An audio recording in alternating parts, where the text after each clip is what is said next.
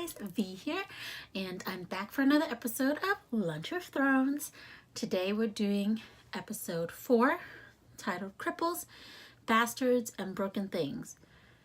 So the synopsis said, Ned looks for clues, Robert and his guests witness a tournament, Viserys clashes with Daenerys, and Sansa imagines her future as queen. I forgot about one important thing doing this series that I didn't do with the other episodes, was actually like recapping the actual episode. I mean, I gave my thoughts and you have my reactions, but I didn't really tell you like what's going on in case you forgot what happened on that episode or why I reacted certain ways and all that stuff. So I'm going to remember to do that at the end of this episode, kind of just give you a recap of what I watched and all of that. And so at least it'll be a little bit more informative. And so, yeah. So right now they're recapping what happened on the last episode basically, and then we're going to jump into the credits, but I'm going to skip all that and we're just going to go right into watching the next episode. I wonder why it was Bran that really,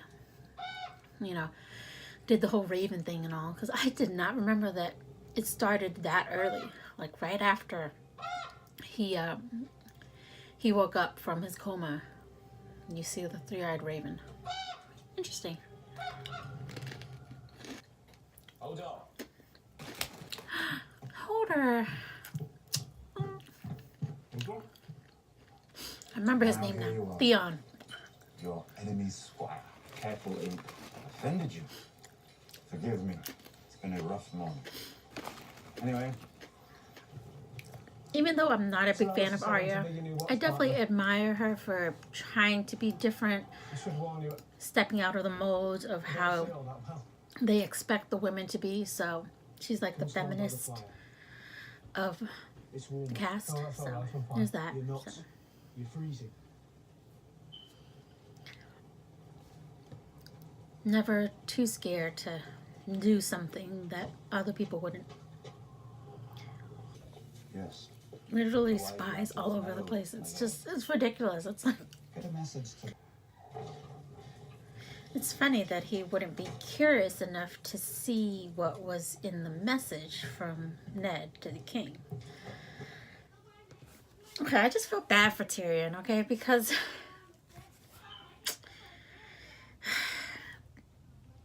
I don't remember what happens afterwards, or like if he finds out that it's his dagger.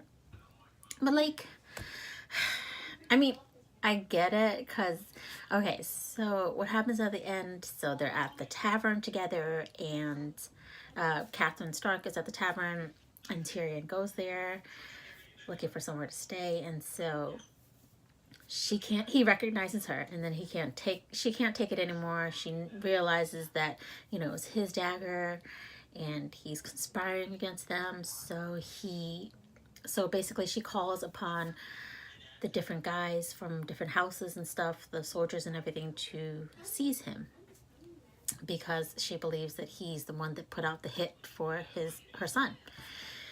When we all know that it was Jaime that pushed him down, Bran, and probably like took his dagger and gave it to that random guy to try to kill him. So it just sucks that he's being framed, because he's been nothing but nice and understanding when it came to the Starks, and it sucks that they can't see that, or they just view him with such distrust and hostility. I mean, I get it, he's a Lannister and they don't know him, but he's a good guy. Sad.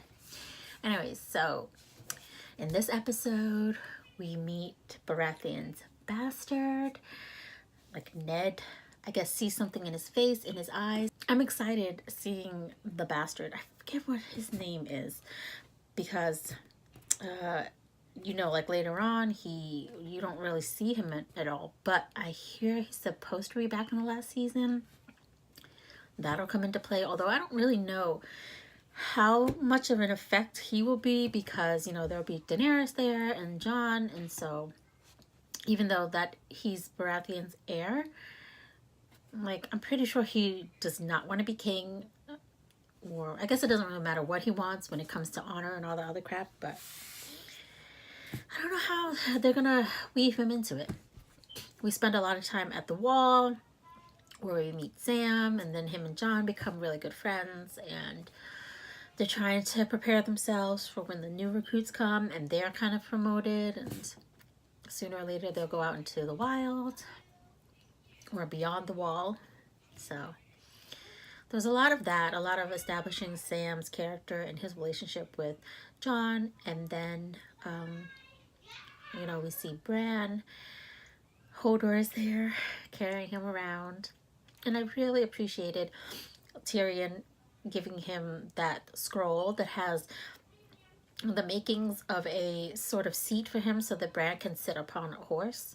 I think that's so considerate of him, and I can't praise Tyrion enough. I know, like, he does a lot of not so good things, and he's only out for him, you know, himself, granted, because everybody's always like looking down at him and everything, but he's nice when he can be. So what else? And I think, and then in regards to Daenerys, you know, so her brother's being a jackass like he has always been, and he keeps on thinking that, oh, he's gonna be king and Khal Drogo's gonna let him use his army and all that stuff. But he's, honestly, I think that, I don't know if it's intended that they chose such like a skinny boy and just a weak looking guy to play him, if that was how they intended it, because that's how he appears to me, and I'm just like, this boy could never be king because he's just so, one, he's annoying, and then he's just so weak and like, but weak and arrogant, you know, he has nothing to show for it, for his arrogance. And I don't like the way that he disrespects Daenerys. And, you know, I don't know why he thought that this whole thing with the Dothraki would work out, because they're a lot stronger than him, and they, in order to command an army, they have to respect you, you know, being their king and everything. And I could just tell that they have no respect for him. If anything, like, Khal Drogo would take the throne for himself. You know, that makes more sense than them fighting for Viserys. I don't know what's going through his deluded mind. I did really like him naming the dragons of the past. That was really interesting. Clearly, I don't remember any of the dragons' names, but it's fun to see, to listen to the different names that they had for them. So yeah, good episode. Really, really liked it. Like, I've liked the other ones, and you can tell the tension is starting to build. Cersei went to go see Ned because Ned didn't want to participate or view the jousting tournament that was supposed to be in his honor because he's the new hand of the king. But Ned he doesn't care about that at all. So Cersei went to go see him, and she's just saying, you know, what are you doing here? And how do you think that being here is helping? And just trying to see, like, what his motives are. And he's like, oh, you know, I'm here to help Baratheon. He's my king. He's my friend. And then they leave with the parting lines like, I know I've been trained to, like, kill my enemies. And then she kind of says the same thing too. And so you can tell that, you know, obviously they've never trusted each other, never liked each other, but the tension just, like, went up a notch right there, and just things are just gonna get worse. Anyways, that is my take on the episode. I liked it. It just establishes a bunch of new characters, and also, you know, the tension is building up and all that. So I am excited to see where it goes from there. And then, oh my God, Frey!